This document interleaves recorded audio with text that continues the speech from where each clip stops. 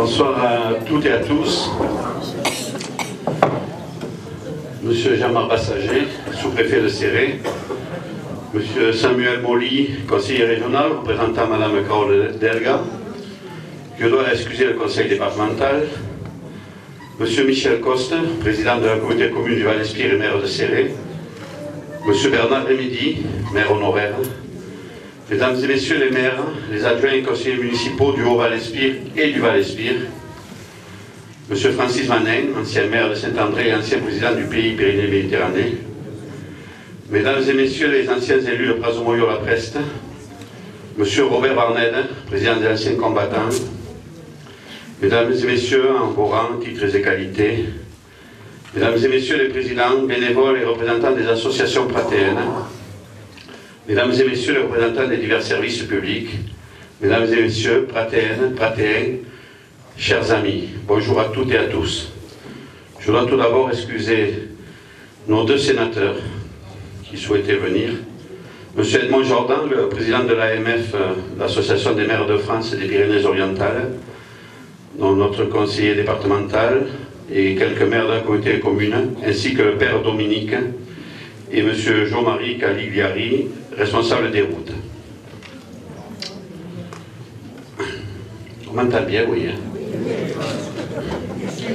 Nous n'avons pas pris de la hauteur par vanité, mais simplement parce que certains m'ont menacé de ne pas venir s'ils n'étaient pas assis. Donc on ne pouvait pas se rester en bas.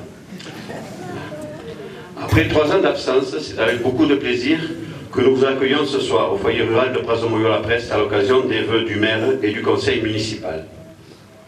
En effet, depuis le 18 janvier 2020, nous avons été privés du plaisir de se retrouver pour cette traditionnelle cérémonie qui permet de parler du travail réalisé et des projets à venir avec toute la population et de faire connaissance bien sûr avec les nouveaux arrivants.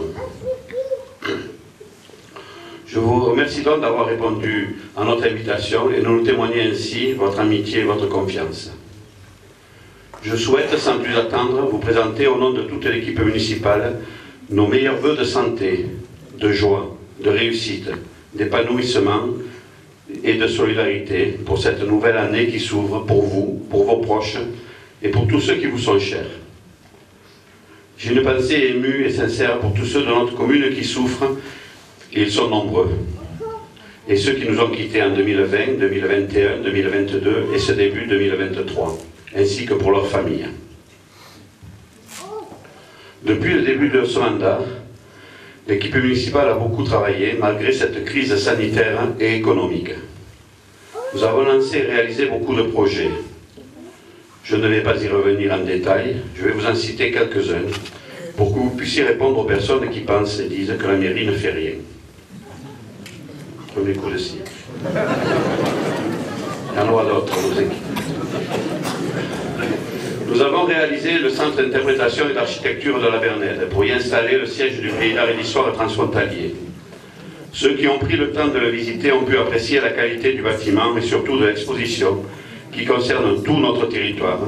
Et quand je dis territoire, c'est bien sûr tout le Val-Espire ainsi que l'autre versant des Pyrénées. Au même titre que les autres SIAP de la vallée et que la case Massia, la Bernède attire de plus en plus de visiteurs. Nous avons aménagé la rue des Tilleuls, le verger, le cheminement piétonnier du Foral, la porte d'Espagne, le giratoire et l'entrée côté col d'Art, et bien d'autres petits travaux d'embellissement, toujours dans le but de rendre la vie des pratéennes et des pratéens et le séjour de nos touristes et curistes plus agréable. Nous avons réinstallé le marché sur le Foral d'en bas pour permettre la venue d'autres commerçants et donner de l'espace à chacun. Le cimetière n'a pas été oublié. Les toitures des caveaux les plus abîmées ont été étanchées. Nous avons réussi à utiliser sur le cimetière neuf quelques petits emplacements perdus pour permettre à quelques familles de construire des caveaux. Nous n'avons plus d'emplacement. C'est un travail long et fastidieux, mais nous allons récupérer les tombes abandonnées et créer également quelques caveaux, des inchus supplémentaires. En relation très étroite avec la régie électrique municipale, dont je vous reparlerai dans un moment, nous avons modernisé et optimisé l'éclairage public en installant des lampadaires LED sur les entrées du village, sur le VVF, le parking de la maison de santé. Ces opérations ont permis la suppression de nombreux poteaux par l'enfouissement de lignes électriques et téléphoniques. Mais je suis certain que plus personne ne se souvient de la laideur de ces installations. Peu à peu, nous allons remplacer tous les équipements anciens par du LED. Les masses qui ont un éclairage individuel seront équipées d'un détecteur de présence. Et un travail sera réalisé pour diminuer les points lumineux qui ne correspondent plus aux besoins du domaine public. L'extension de l'éclairage public à certaines heures de la nuit permet de réaliser des économies non substantielles. Il nous faut moderniser pour rendre plus aisé et modulable ce système. Les ateliers municipaux ont été rénovés et continuent de l'être pour permettre au personnel communal de travailler dans de meilleures conditions et d'optimiser leur action au service de tous les concitoyens. L'ensemble du projet des 6 hangars et 3 toitures photovoltaïques portées par la SEM Prats ENR est en service. Les travaux dans la maison de santé pluridisciplinaire, tant attendus par certains et tant critiqués par d'autres, sont terminés. Je remercie l'ensemble des entreprises et la maîtrise d'œuvre pour le travail réalisé. Je crois qu'elle est là, oui. Vous me direz, c'est une réalisation intercommunale, oui. C'est financé par l'État, la région, le département et la communauté commune, oui.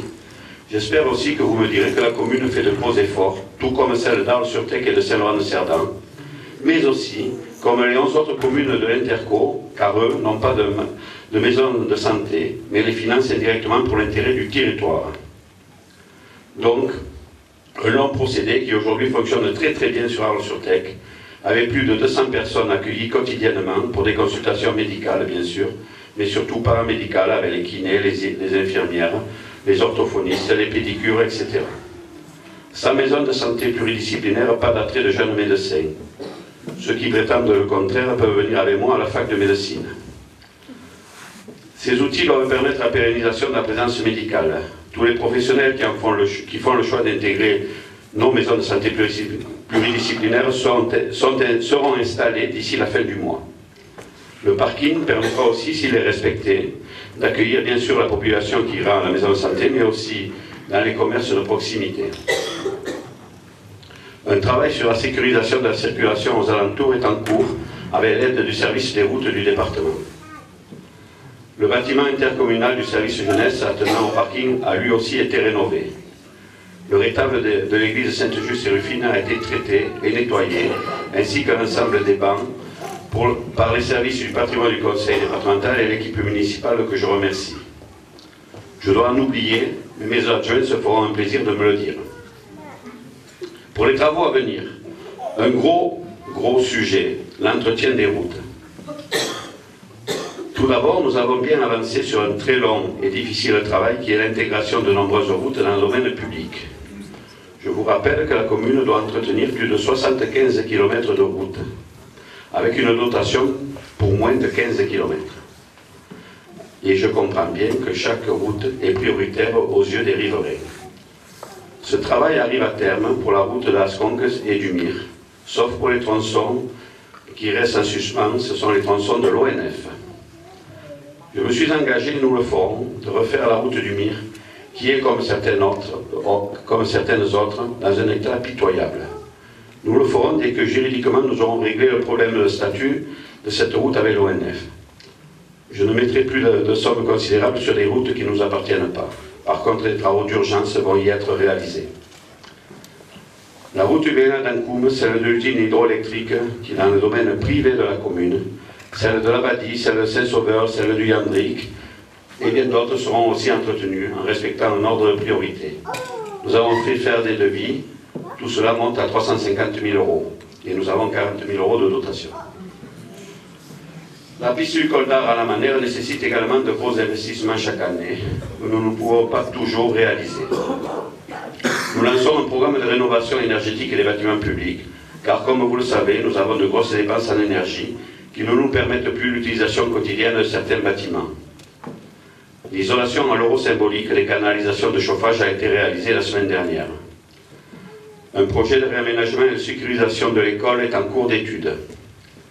La piscine verra dans les mois qui viennent une très grosse rénovation, surtout énergétique, avec la réfection des bassins, où nous avons d'importantes fuites d'eau traitées et chauffées. et le système de chauffage datant de 1968 va être complètement revu, dont l'ensemble de ces installations seront modifiées. L'arrêt de bus du Foral, pour lequel nous avons eu un gros financement très intéressant de la région Pays Catalan Occitanie, c'est pas comme ça on dit. Pardon, c'est Occitanie, Pays Pyrénées, va être refait complètement pour répondre à l'exigence de l'accueil des personnes à mobilité réduite. Au camping municipal, nous allons refaire complètement les sanitaires devenus obsolètes et qui sont d'ailleurs fermés depuis 2 ans. Des bornes électriques vont être également changées. Nous prévoyons un réaménagement et un embellissement du Foral sans supprimer de places de stationnement. Les réseaux d'eau usée et la station d'épuration verront de gros travaux dans les mois qui viennent. Ces installations réalisées dans les années 50 et 60, rénovées entre-temps, nécessitent de gros investissements. N'est-ce pas, monsieur le sous-préfet? C'est désormais de la compétence de la communauté commune, mais cela nous concerne directement. Sur le Rincon, par exemple, nous voulons refaire en même temps que les travaux des réseaux tout le revêtement de cette zone très visitée par nos touristes et qui le mérite bien. Voilà donc quelques-unes des tâches qui nous attendent dans les mois qui viennent, en espérant que notre ministre des Finances, Patrick Dorandeux, nous donne le feu vert. Je voudrais vous dire que toutes ces réalisations, tous ces projets demandent beaucoup de temps, beaucoup d'investissement de l'équipe municipale que j'ai l'honneur de conduire, autour de 4 adjoints très motivés, et de tous les conseillères et les conseillers municipaux, auxquels j'associe vraiment Patrick Youis et Valérie Wilde, née Galceran, c'est plus simple, qui font partie intégrante de l'équipe. En rugby, on dit aujourd'hui que ce sont les finisseurs. Donc je vous demande de les applaudir.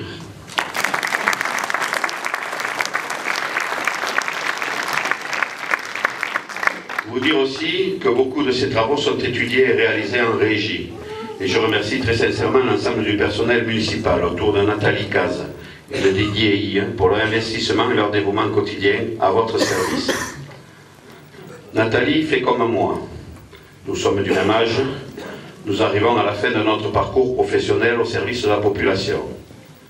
Chez elle, ça ne se voit pas comme chez moi, mais on se fait vieux. Nous sommes rentrés tous les deux en 1983 dans la fonction publique. Elle fera valoir ses droits à la retraite vers la fin de l'année et nous fêterons cela comme elle le mérite.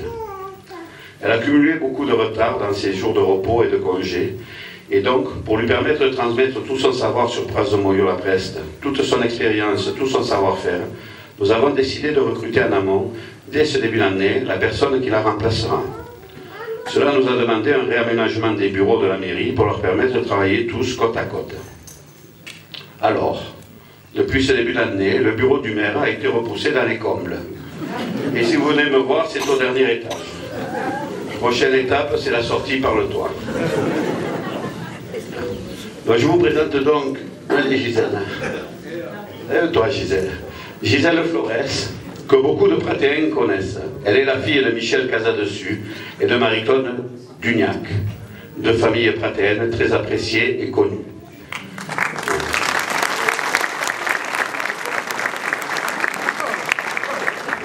Gisèle était auparavant secrétaire de mairie à Reynes, dont le maire est là. Vous savez où c'est Reynes? C'est le petit truc qu'on traverse quand on monte à Pras de Moyo.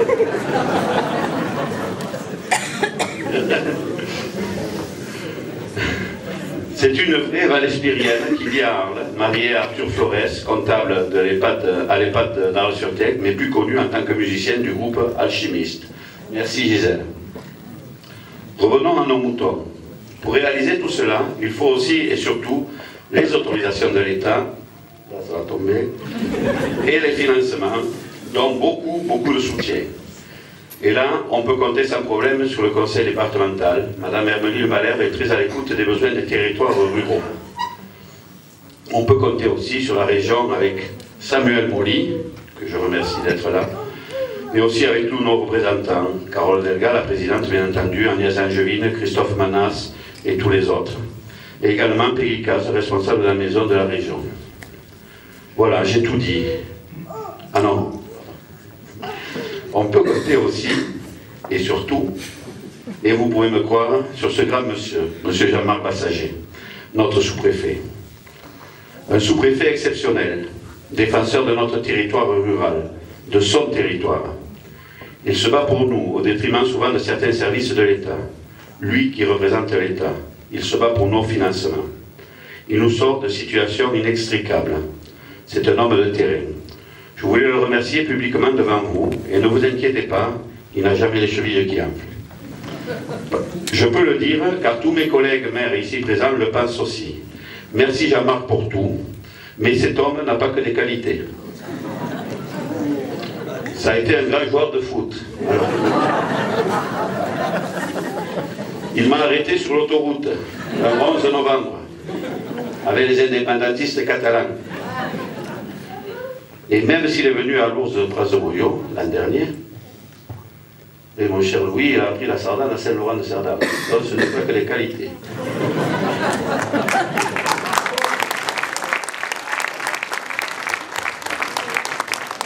Malheureusement, malgré nos nombreuses sollicitations, nous ne le garderons pas assez longtemps. Ce jeune homme peut faire valoir ses droits à la retraite, comme Nathalie, en fin d'année. À 66 ans, il restera dans le 66, ce pays catalan qu'il apprécie depuis sa jeunesse. Avec mon ami Michel Coste, qui arrive en retard, vous l'avez tous remarqué, j'espère, maire de Céré et président de la communauté commune du Val-Espire, nous voulions lui faire une statue. Le sous-préfet à cheval. Alors, je devais payer le matériel et Michel le sculpteur. Malheureusement, c'est compliqué actuellement, financièrement. Et nous avons dû prendre la délibération suivante. Vu la carrure du sous-préfet, vu l'énorme cheval qu'il faudrait pour le porter, vu la crise économique et la hausse des prix du métal, nous nous voyons dans l'obligation de renoncer à ce projet, sauf subvention exceptionnelle. Merci beaucoup Jean-Marc.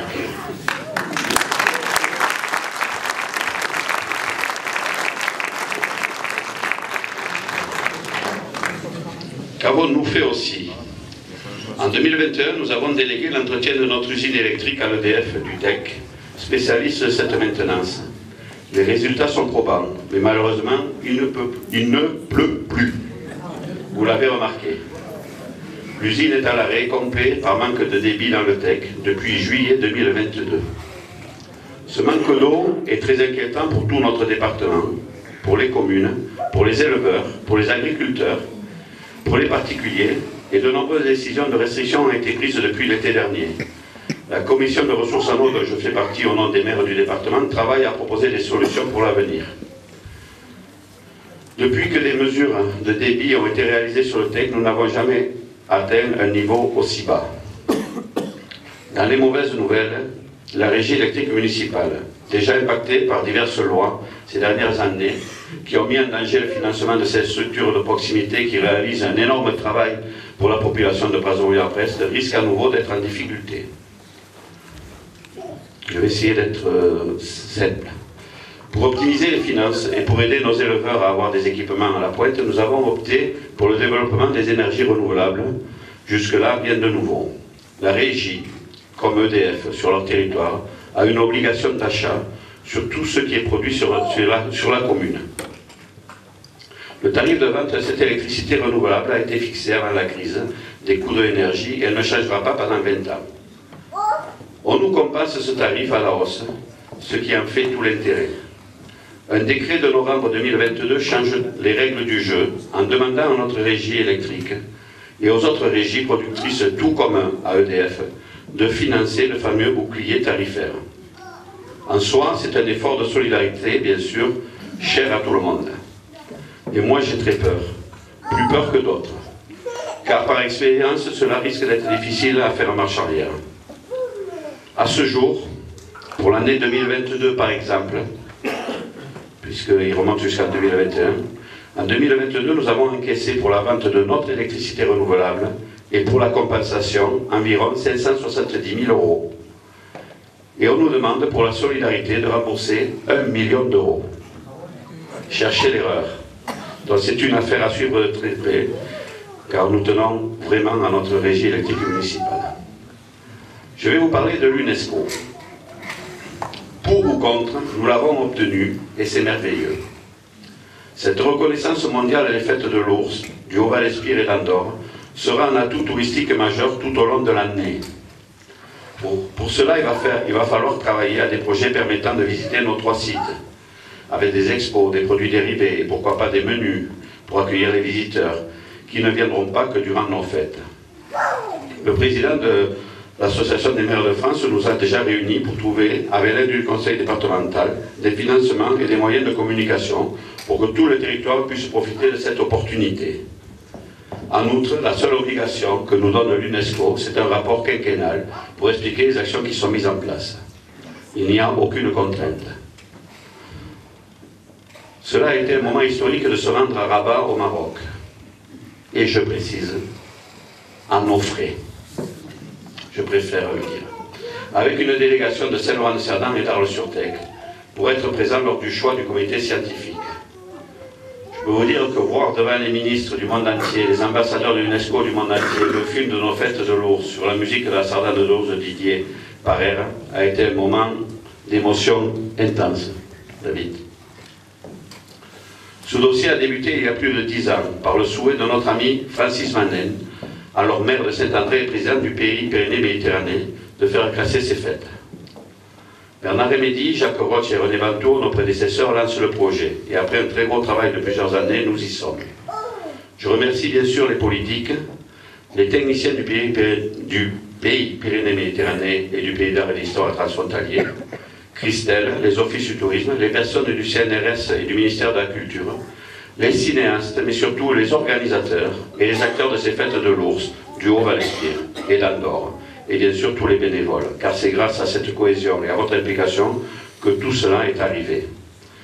Pour la fête de l'ours d'Arles-sur-Tech, une délégation du ministère de la Culture, du CNRS et de l'UNESCO sera présente du vendredi au dimanche pour participer aux fêtes de l'ours, et nous ferons à ce moment-là une réception avec tous les gens qui ont participé.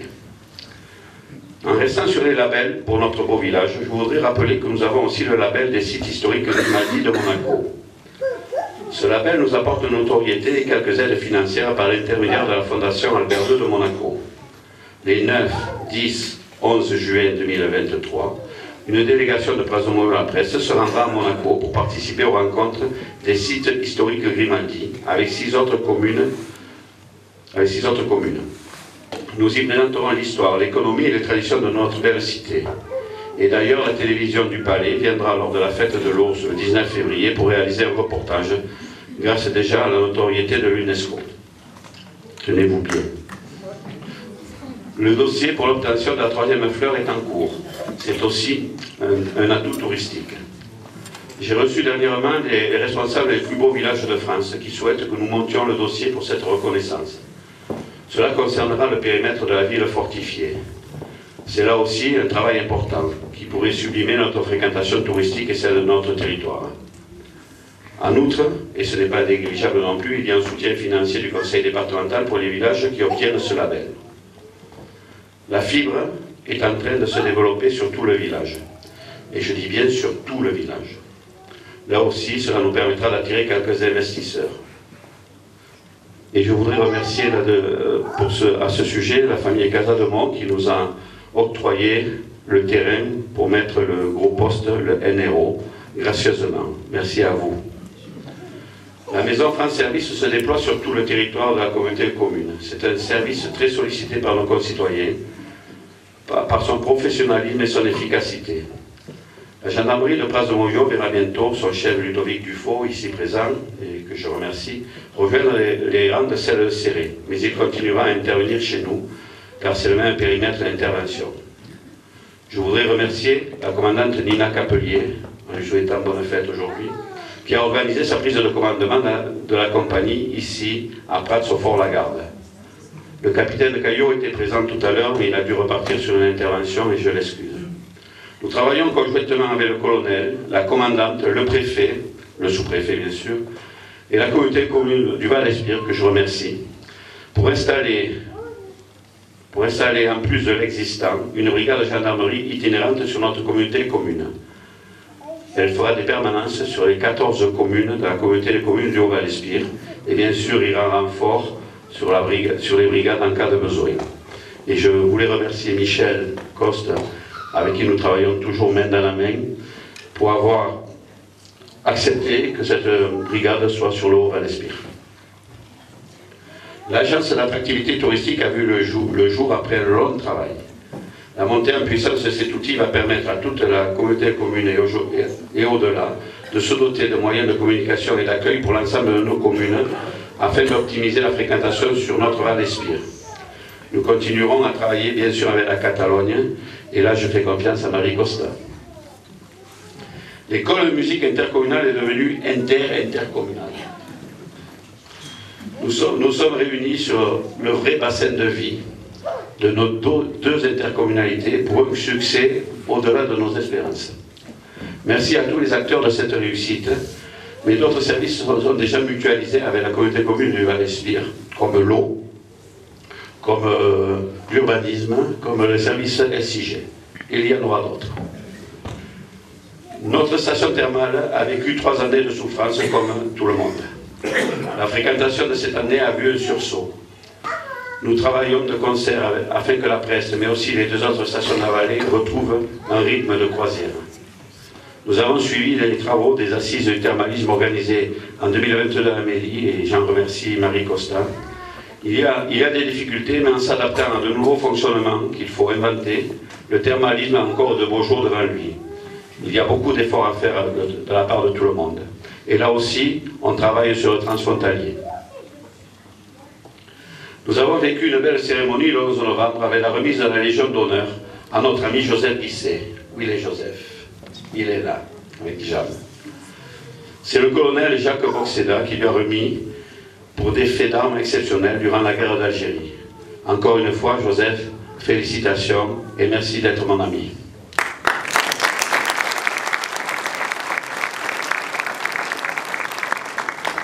Le nouveau spectacle du fort est apprécié par tous, grands et petits, et là je remercie tous nos acteurs. J'oublie beaucoup de choses, mais vous voyez que contrairement aux mauvaises langues, ça bouge à pas de mollo. Je vais maintenant passer aux remerciements à tous ceux qui s'impliquent pour notre beau village. Merci à la régie électrique municipale pour ce travail de qualité. Merci bien sûr au personnel communal et intercommunal. Merci à l'équipe du Pays d'Art et d'Histoire, à la présidente ici présente, et à tous les élus qui siègent au conseil d'administration de cette structure nécessaire à la valorisation de l'ensemble du patrimoine de tout le territoire. Et merci à Joseph Fouchbert, le directeur. Merci bien sûr à tous ceux qui assurent la sécurité de notre territoire, les sapeurs-pompiers volontaires, qui veillent 24 heures sur 24 à la sécurité de chacun, en étroite relation avec 2 autres centres de secours du Haut-Val-Espire. Et merci à la gendarmerie.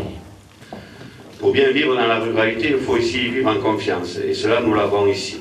Nous l'avons ici à Prats, grâce à nos excellents professionnels de santé, que sont nos médecins, nos kinés, nos infirmiers libéraux, notre pharmacienne, nos taxis, les services de l'ADMR, le SIAT et notre EHPAD.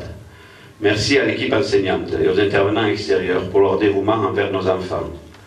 Merci à toutes les forces vives de notre commune, les éleveurs, les commerçants, les nouveaux commerçants, car il y en a, les artisans, les nouveaux artisans aussi, les responsables associatifs, les salariés, les agents du service public. En un mot, vous qui faites la commune de Pras-au-Mouillot-à-Prest. Merci à Corinne, à Jocelyne et à Lionel du VVF pour ce travail très important pour notre cité. On l'a encore vu pendant les festivités de fin d'année. Merci à Maryse et à Babette pour les décorations qu'ils nous font pendant les fêtes de Noël. Merci aux élus, à tous mes élus municipaux. Par leur investissement, ils me permettent de me libérer du temps pour la communauté commune et sont toujours au service de nos concitoyens. Merci aux élus communautaires. Là aussi, ce sont toujours des discussions sur tous les sujets, mais au bout du compte, on est toujours solidaires. Et je voudrais dire merci au président de la communauté commune du Val-Espire, au maire de Reynes, car lorsque je n'avais pas bien, ce sont des amis, c'est vers eux que je me tourne souvent. Merci à vous. Notre village est toujours autant attrayant, grâce à l'implication de chacun d'entre vous. Merci donc à vous tous, patéennes, nouveaux arrivants, si importants pour notre belle cité. Merci à toutes les associations qui sont l'âme de Praz-Moyo. Le rugby a repris sur son haut usable président Yvan Planey. Merci à l'association Passe Toujours. Je ne me répéterai jamais assez. Merci pour toute cette vie que vous donnez à Praz. Merci pour votre travail, votre implication. Tant pis pour votre épuisement. Il nous faut du monde pour vous aider. La vie économique passe par toutes ces festivités et nous devons les garder. Avant de conclure mes propos, je voudrais remettre enfin officiellement à Bernard Emedi son diplôme de maire honoraire, mais c'est monsieur le sous-préfet qui va lui remettre puisque c'est lui qui l'a signé.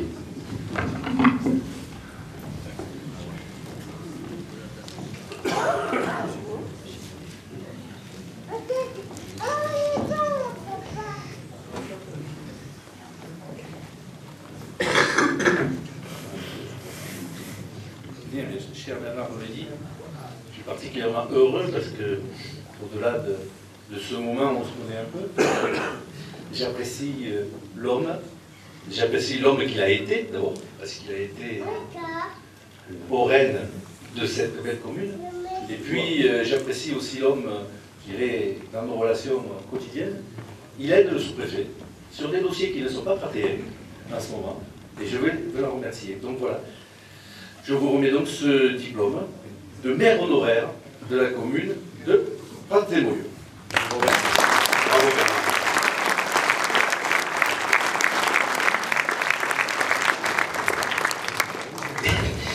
Évidemment, toujours des surprises avec Claude.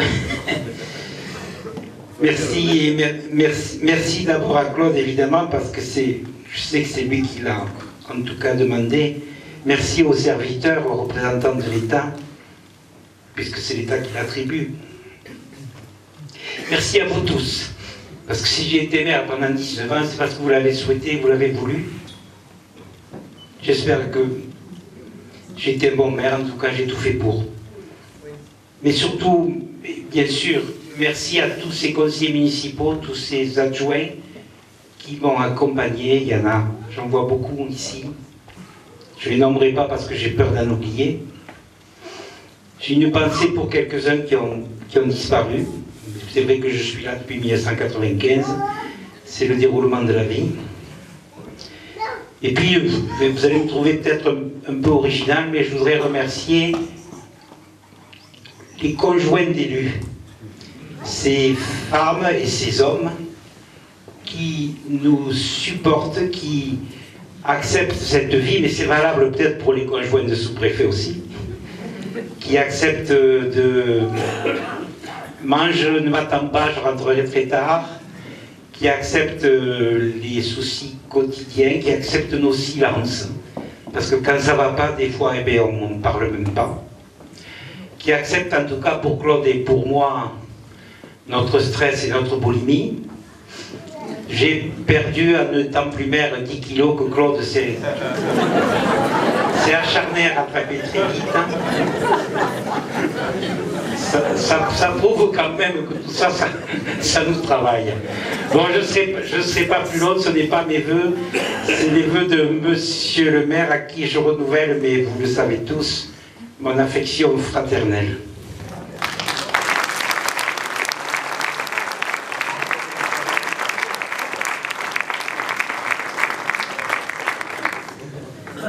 Je profite de l'occasion également, après l'avoir chambré un peu, pour remettre à Jean-Marc Passager, la médaille d'honneur de la ville de Praz-Moyo. Il le mérite.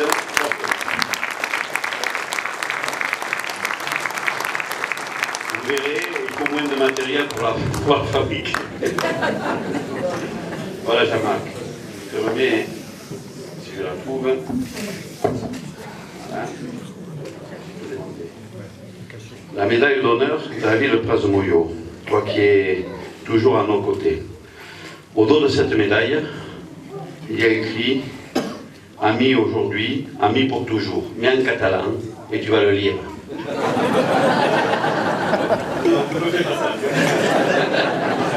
Alors, Amics Bouille, Amics per sempre, c'est la devise que la ville de Barcelone nous a volée pour les Jeux Olympiques de 1992. Et toi, un grand joueur, tu auras la même devise. Voilà. Donc, merci. Merci.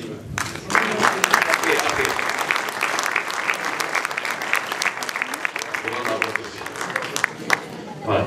Je terminerai ce très court discours en m'excusant de répondre parfois d'une manière un peu discourtoise lorsqu'on nous attaque sans raison. Et donc, je terminerai par cette citation de Jean-Pierre Gué qui dit « On ne se met pas en colère contre ses ennemis, la colère ne vient qu'à ceux qui se disent amis. » Voilà, chers amis, le message que je souhaitais vous faire passer ce soir. Un message optimiste quand même pour notre magnifique cité.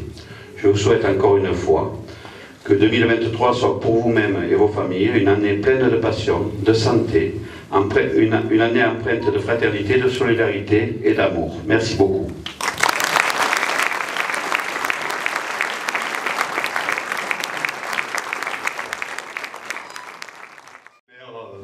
Cher Claude, Monsieur le sous-préfet, mesdames et messieurs les maires, mesdames et messieurs les élus, mesdames et messieurs, voilà, moi je suis très heureux d'être ici en représentant la région. Voilà, je suis un habitué du Haut-Val-Espire et de Prats, et voilà, je suis amoureux de ce territoire et je le défends auprès de la région, et je sais que la présidente y est très attachée elle aussi.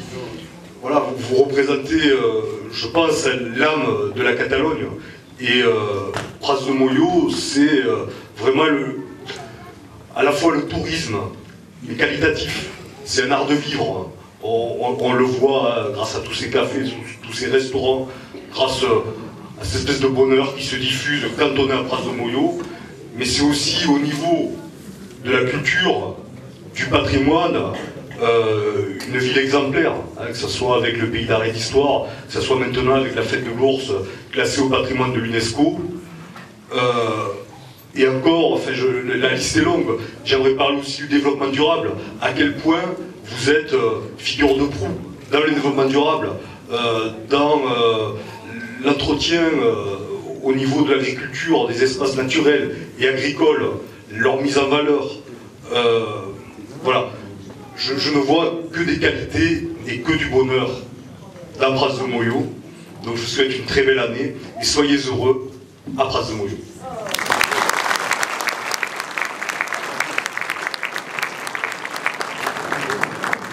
Monsieur Jean-Marc Bassager, sous-préfet de Céré, futur retraité.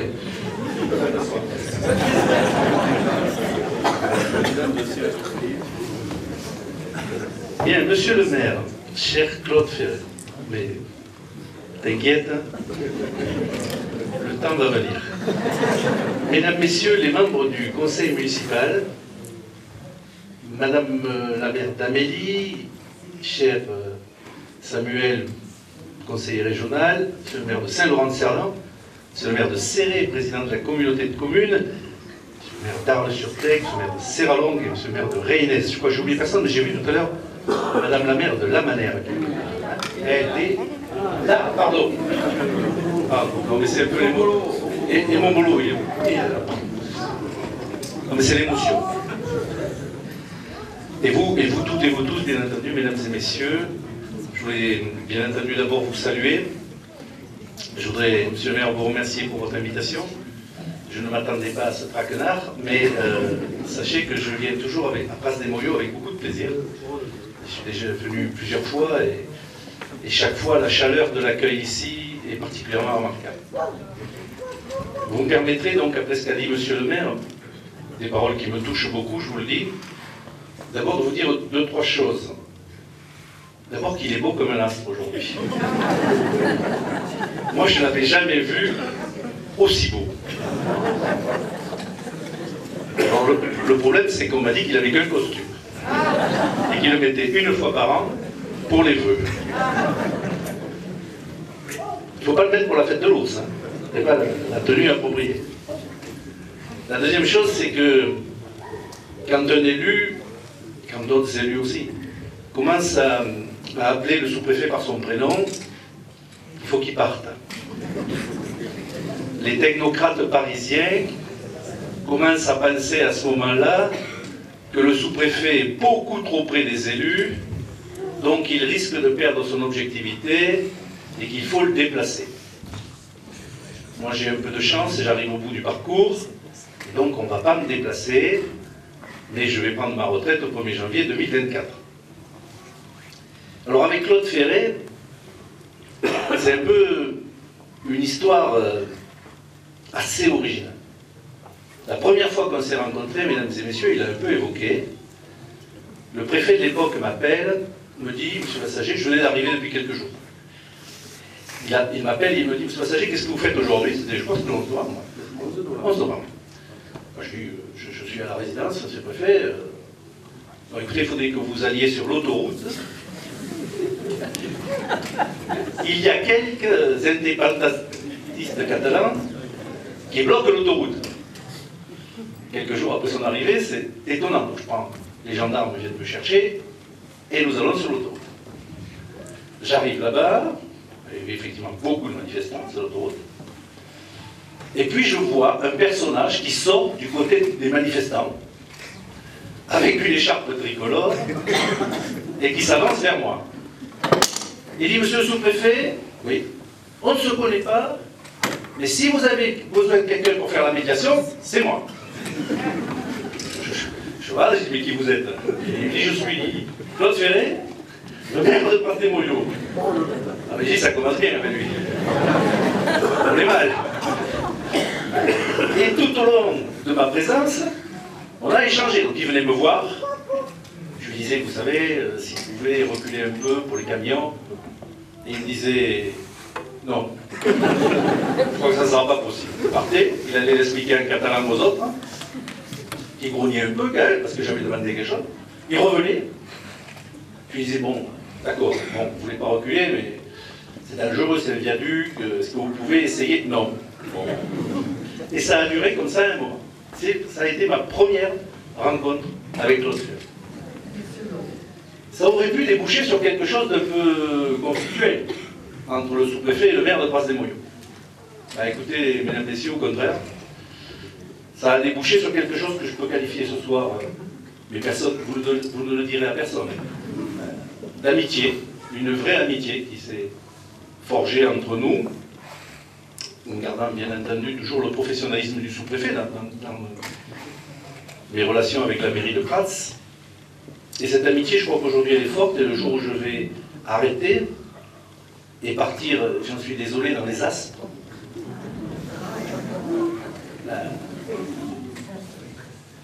je crois que je reviendrai souvent à Prat-des-Moyaux.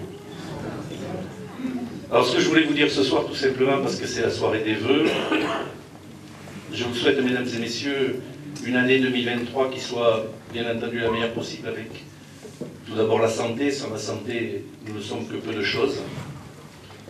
Je vous souhaite tous les bonheurs du monde, mais peut-être, arrivant maintenant à un grand âge, puis-je vous donner un conseil, c'est que quand on donne des vœux et qu'on parle du bonheur, essayez de penser aux petits bonheurs quotidiens.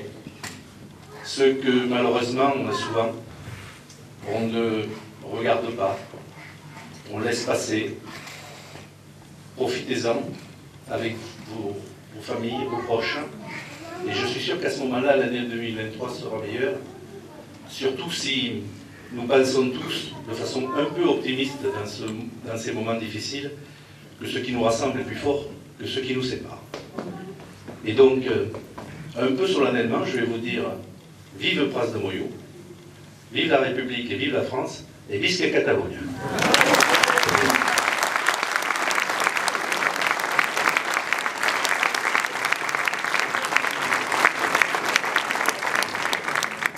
Merci Jean-Marc. Avant de vous inviter donc à la galette des rois, et ça ne se fait pas de parler après le sous-préfet, mais aujourd'hui exceptionnellement, j'ai oublié de vous dire que notre Haut-Val-Espire et notre Val-Espire attirent beaucoup d'investisseurs actuellement. Donc c'est que le travail est fait, il est réalisé partout. Sur Saint-Laurent-de-Cerdan, il y a de gros investisseurs qui sont en place. Il y en aura sur Prat-des-Moyaux. Il y en a un peu partout sur notre territoire. Et on attire de nouveaux arrivants, une population très très intéressante. Et hier, j'étais au vœu donc, de Coustouge, où il y a un projet formidable d'Ecolodge, avec une dame que nous connaissons avec monsieur le sous-préfet, qui est Jessica Ford, qui a un projet superbe. Et il y avait Jen Manson, hier, là-bas, puisqu'elles se sont toutes deux connues auprès de Richard Berry.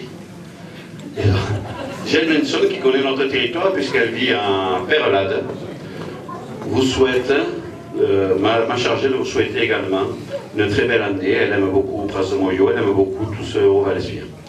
Et donc hier, j'ai dû chanter « Faisons l'amour avant de nous dire adieu ». Alors, elle m'a demandé de vous le chanter. Qui est pour? Très bon.